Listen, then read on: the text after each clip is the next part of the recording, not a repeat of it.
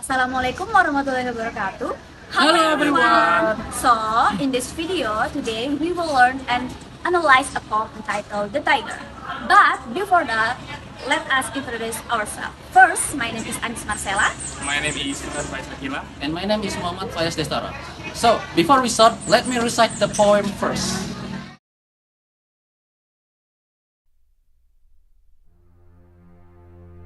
Tiger, tiger, burning bright in the forces of the night.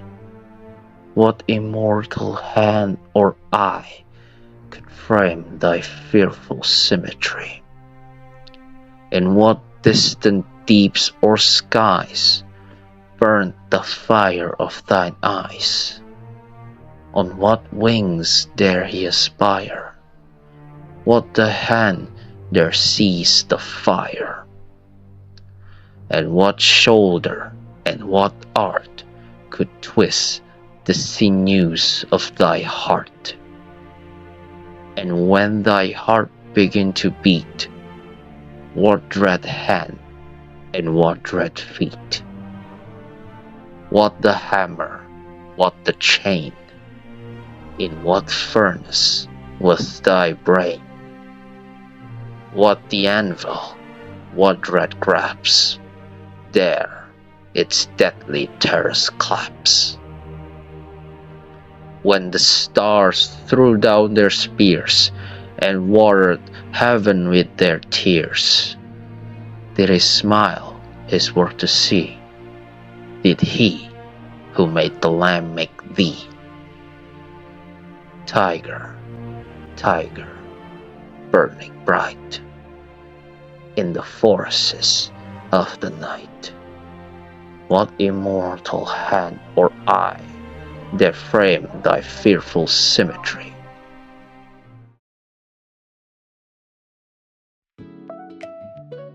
Mari langsung saja kita membahas apa yang ada di dalam poem ini. Let's just get straight into it.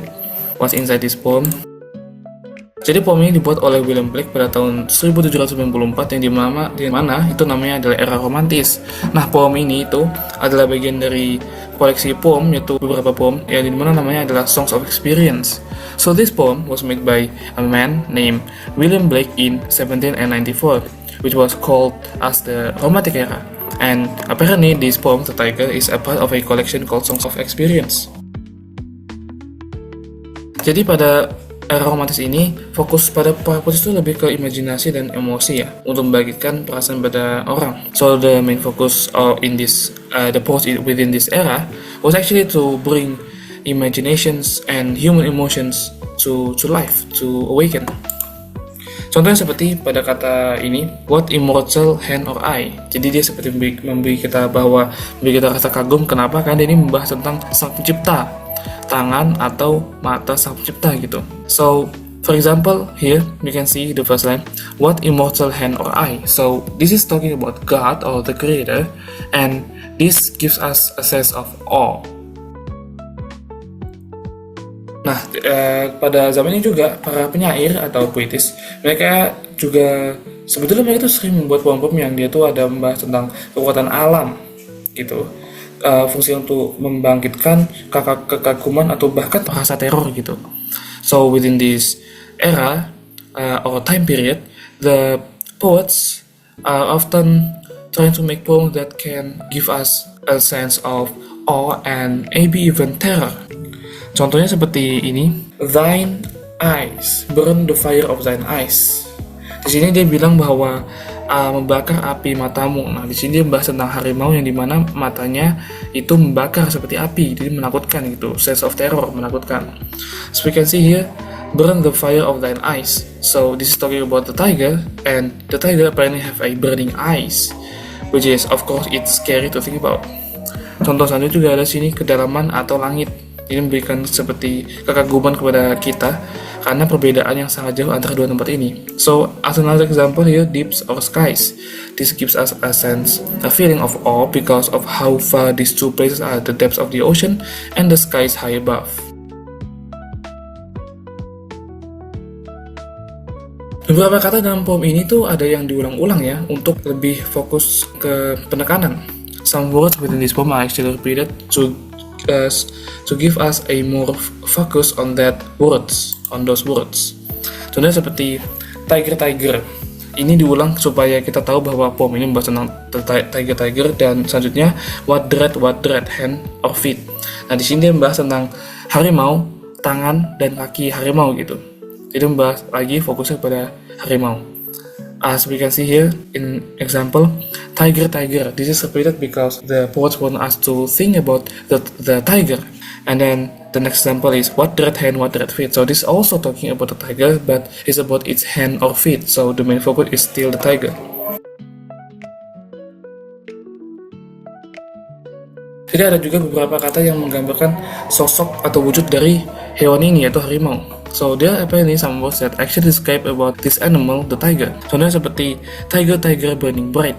Jadi harimau disebutkan seperti bercahaya gitu. Contoh selanjutnya, could frame thy fearful symmetry. Jadi bilang bahwa harimau ini tuh memiliki wujud atau penampilan yang menyeramkan. As we can see here, the words burning bright here, this is describing the tiger, which is this tiger is like burning bright, it's like shining. And the next example is fearful, thy fearful symmetry, which the poet say that the tiger is really fearsome.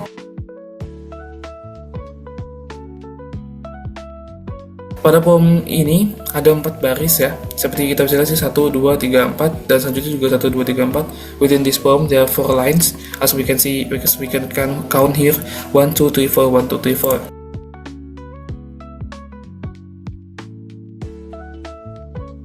Dan pada poem ini ada 6 bait pada setiap 4 baris, jadi setiap 4 baris ini terhitung sebagai 1 bait ya. Sini 1, 2. As we can see here, with every 4 lines, it is counted as 1 stanza. As we can see here, each 4 lines, 1, 2, next, 3, 4, selanjutnya 3, 4, dan yang sisanya and the rest also the same, 5, 6, 5, 6. Nah, di sini poem juga ada membahas tentang rima, dan pola rima dan punya ada A, B, B. Within this poem there actually a rhyme and the pattern is AABB. Apa itu rhyme atau rima? Jadi dia tuh seperti ini, ada kata di akhir ya, jadi dimana dia adalah skies, ice. Nah, penyebutannya sama akhirnya, ice gitu. Jadi kita kasih tanda A. Selanjutnya aspire, fire, kita kasih tanda B karena sama, air gitu. As we can see here, the last pronunciation of these words are the same, like skies and ice, so we can mark them as A because they're the same. And then the next one is aspire and fire, which is air, so we can mark them differently, which is with a B. So the pattern is AABB, jadi polanya adalah AABB. Selanjutnya, saya akan membahas tentang highlighted words, di mana saya akan meng-highlight dan menjelaskan tentang kosakata bahasa Inggris dari puisi The Tiger yang mungkin kalian belum pernah mendengar sebelumnya. Next, I will talk about the highlighted words, where I will highlight and explaining the English vocabulary from the poem The Tiger that you might not have heard before. Yang pertama adalah thy dan thee. The first one is thy and thee. Arti dalam bahasa Indonesianya adalah engkau, kamu, dan kau. The meaning in Indonesia is engkau, kamu, dan kau. Sinonimnya adalah you dan thou. The synonym is you and thou. Jadi kata thy dan thee ini adalah kata dari bahasa Inggris lama yang hampir tidak digunakan pada era modern ini. So, thy and thee is a word that comes from an old English that people barely use it in the modern era. Contoh lainnya adalah, the line example is, untuk thy ada pada line keempat dari stanza pertama, yang kalimatnya adalah could frame thy fearful symmetry. For thy is in line 4 from the first stanza with the sentence could frame thy fearful symmetry. Untuk thee ada pada line ke-20 dari stanza kelima, yang kalimatnya adalah did he who made the lamp make thee. For thee is in line 20 from the 5th stanza with the sentence did he who made the lamp make thee. Yang kedua adalah thine. The second one is thine. Arti dalam bahasa Indonesianya adalah milikmu. The meaning in Indonesia is milikmu. Sinonimnya adalah your dan yours. The synonym is your and yours. Sama seperti thy dan thee, thine juga dari bahasa Inggris lama. Similar to thy and thee, thine is also comes from an old English words. Contoh lainnya dari poemnya adalah, the example from the poem is, thine ada pada line ke-6 dari stanza kedua, yang kalimatnya adalah, burn the fire of thine eyes. Thine is in line 6 from the second stanza with the sentence, burn the fire of thine eyes. Yang ketiga adalah aspire. The third is aspire. Arti dalam bahasa Indonesianya adalah bercita-cita dan cita-cita. The meaning in Indonesia is bercita-cita and cita-cita. Sinonimnya adalah desire, dream, dan wish. The synonym is desire, dream, and wish. Contoh lainnya adalah, the line example is, aspire ada pada line ke-7 dari stanza kedua yang kalimatnya adalah, on what wings dare he aspire. Aspire is in line 7 from the second stanza with the sentence, on what wings dare he aspire. Yang keempat adalah seize. The fourth one is seize. Arti dalam bahasa Indonesianya adalah merebut, rebut, dan tangkap. The meaning in Indonesia is merebut, rebut, and tangkap. Sinonimnya adalah catch, snatch, dan grapple. The synonym is catch, snatch, and grapple. Contoh lainnya adalah, the line example is, seize ada pada line ke-8 dari stanza kedua yang kalimatnya adalah, what the hen there seize the fire. Seize is in line 8 from the second stanza with the sentence, what the hen there seize the fire. Yang kelima adalah sinews. The fifth one is sinews. Arti dalam bahasa Indonesianya adalah urat-urat, otot, kekuatan, tenaga. The meaning in Indonesia is urat-urat, otot, kekuatan, and tenaga. Sinonimnya adalah beef, energy, flesh, muscle. The synonym is beef, energy, flesh, and muscle. Contoh lainnya adalah, the line example is, sinews ada pada line ke-10 dari stanza ketiga yang kalimatnya adalah, could twist the sinews of thy heart. Sinews is in line 10 from the third stanza with the sentence, could twist the sinews of thy heart. Yang keenam adalah dread. The sixth one is dread. Arti dalam bahasa Indonesianya adalah ketakutan dan takut. The meaning in Indonesia is ketakutan and takut. Sinonimnya adalah frightening, awful, creepy, terrible. The synonym is frightening, awful, creepy, terrible. Contoh lainnya adalah, the line example is, dread ada pada line ke-12 dari stanza ketiga yang kalimatnya adalah, what dread hand and what dread feet. Dread is in line 12 from the third stanza with the sentence, what dread hand and what dread feet. Yang ketujuh adalah anvil. The seventh one is anvil. Arti dalam bahasa Indonesianya adalah paron dan landasan. The meaning in Indonesia is paron and landasan. Sinonimnya adalah smithy dan shore. The synonym is smithy and shore. Seperti ini contoh anvil. So this is the anvil looks like. Okay.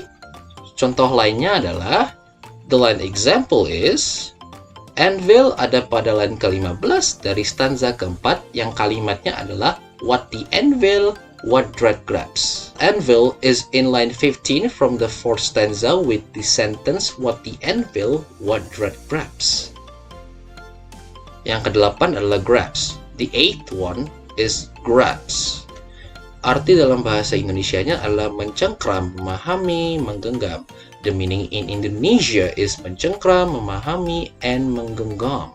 Sinonimnya adalah grip, hold, dan grapple. The synonym is grip, hold, and grapple. Contoh lainnya adalah, the line example is, grabs ada pada line ke-15 dari stanza keempat seperti sebelumnya, yang kalimatnya adalah, what the anvil, what Dread grabs. Grabs is in line 15 from the fourth stanza, like previously, with the sentence, what the anvil, what Dread grabs. Yang ke-9 dan yang terakhir adalah claps. The ninth one and the last one is claps. Arti dalam bahasa Indonesianya adalah genggaman, mencengkram, dan jepitan. The meaning in Indonesia is genggaman, mencengkram, and jepitan. Sinonimnya adalah hold, hook, hug, grip, buckle, dan clip. The synonym is hold, hook, hug, grip, buckle, and clip. Contoh lainnya adalah, the line example is, claps ada pada line ke-16 dari stanza keempat, yang kalimatnya adalah, there its deadly terrorist claps. Claps is in line 16 from the fourth stanza with the sentence, there its deadly terrorist claps. Okay, previously we have highlighted some words and now we will see how they can be used in everyday life. Let's get started. Our first word is die and thee. These are old forms of you. And for the example is I shall always cherish thy friendship. Jadi, kata die and thee adalah bentuk kuno dari kata you. Mereka memiliki makna yang sama yaitu kamu. So, I shall always cherish thy friendship can be changed like I will always cherish your friendship. So, thy or thee have the same meaning like you, yang berarti kamu. Okay, the next word is thine. Thine, it's mean yours. So, thine and yours have the same meaning is milikmu. Jadi, kata thine dan yours itu memiliki makna yang sama, yaitu milikmu. And for the example is, this book is thine, so take good care of it. Nah, this book is thine ini, thine di sini bisa diganti jadi yours. Jadi, this book is yours, this book is thine. Nah, dua-duanya sama-sama benar karena mereka memiliki makna yang sama yaitu milikmu. Okay, the next word is aspire. So, aspire means to have a strong desire or ambition. Aspire can use like a dream. For example, many young people aspire to achieve their dreams. Jadi kata aspire ini sama kayak dream, berarti mimpi atau menginginkan sesuatu dengan sangat kuat atau ambisi. Jadi many young people aspire, banyak orang-orang muda yang bermimpi, dream, aspire, bermimpi to achieve their dreams, untuk mencapai mimpi-mimpi mereka. So aspire and dream have the same meaning is mimpi. Next is seize, which means to take hold of or grab an opportunity. So seize sound like catch. And for the example is, you must seize the opportunity when it arises. Jadi kata seize di sini seperti yang saya sebutkan sebelumnya, seize ini berarti grab an opportunity. Di sini seseorang ini mengambil kesempatan yang bisa dia dapatkan. Jadi seize itu bisa catch, bisa grab an opportunity or take hold of or something like that. Next, there's sinews. Sinews refers to the tendons or muscles in our body. So sinews or muscles have the same meanings like otot or something like that. And for the example is, the sinews of the athlete were tested during the competition. Jadi di sini otot-otot para atlet itu diuji saat kompetisi. Jadi sinews and muscles have the same meaning. Next, dread. Dread, which means fear or apprehension. And for the example, she felt a sense of dread as she approached the haunted house. Jadi di sini dread ini sama kayak fear yang berarti ketakutan atau rasa takut. So di sini seseorang ini merasa takut saat mendekati rumah hantu tersebut. Jadi di sini dread itu bisa berarti fear. Sama, they have the same meaning, yaitu takut. Next is anvil. Anvil is a tool used by blacksmiths for shaping metal or shore. Jadi anvil ini kata lainnya adalah shore. And for the example, the blacksmith shaped the metal on his anvil with great skill. Next is grasp, which means to understand or hold something tightly. Jadi grasp ini have the same meaning like hold. Grasp ini juga bisa berarti understand. And for the example, it took her a moment to grasp the concept fully. Jadi, grasp tadi seperti yang saya jelaskan sebelumnya, berarti mengerti atau menggenggam sesuatu dengan erat.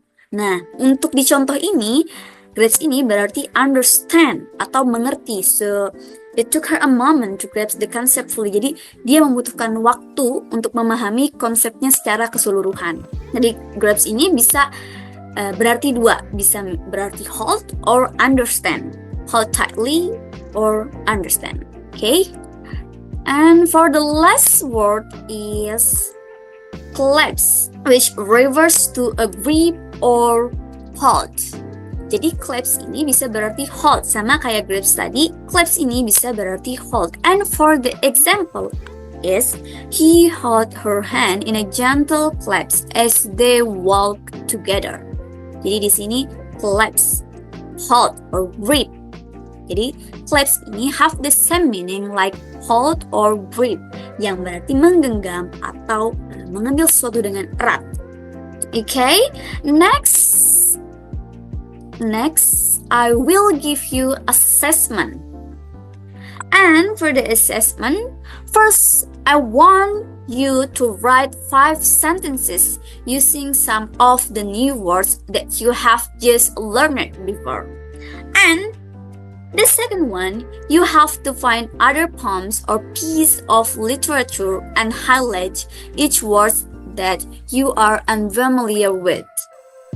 And for the last one, I want you to keep practicing using those words. Sekian dari kami, semoga video kami dapat bermanfaat untuk kalian semua. Thank you very much. Wassalamualaikum warahmatullahi wabarakatuh.